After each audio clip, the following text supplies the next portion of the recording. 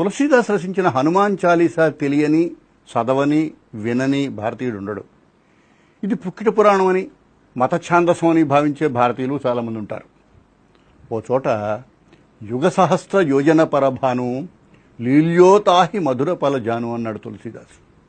పసితనంలో హనుమంతుడు సూర్యుడిని చూసి ఫలం అనుకొని ఆ లోకానికి ఎగిరేట.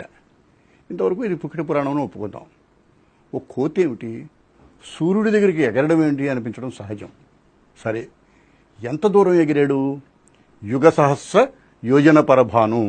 ఇది తులసీదాస్ కల్పించింది కాదు, శాస్త్రీయమైన తూకం. లెక్క చూద్దాం.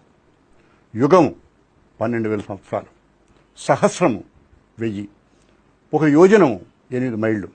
ఇప్పుడు యుగ సహస్ర యోజనం 12,000 × 1000 8 మైళ్ళు, 96 కోట్ల మైళ్ళు. ఒక మైలు 1.6 కిలోమీటర్లు అనుకుంటే అలాంటివి 96 కోట్లు × 1.6 1536 కోట్ల కిలోమీటర్లు. అమెరికాలో అంతరిక్ష పరిశోధన సంస్థ భూమికి సూర్యునికి సరిగ్గా ఇంటి దూరం నిర్ధారించింది.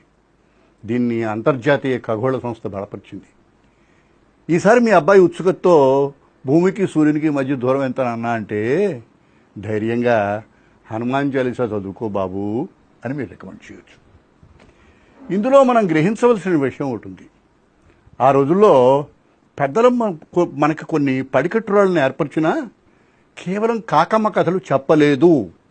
తరతరాల విజ్ఞానాన్ని కాచి వడబోసి దాన్ని మనకు అందేటట్టుగా కాకమ్మ కథంత సరళం చేశారు. మనం అబ్బురపడేంత శక్తి సామర్థ్యాలు హనుమంతుడికి ఉన్నాయని మనకి చెప్పబోయారు.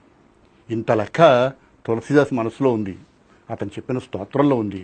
దానికి అంతర్జాతీయ సంస్థ మద్దతు ఉంది.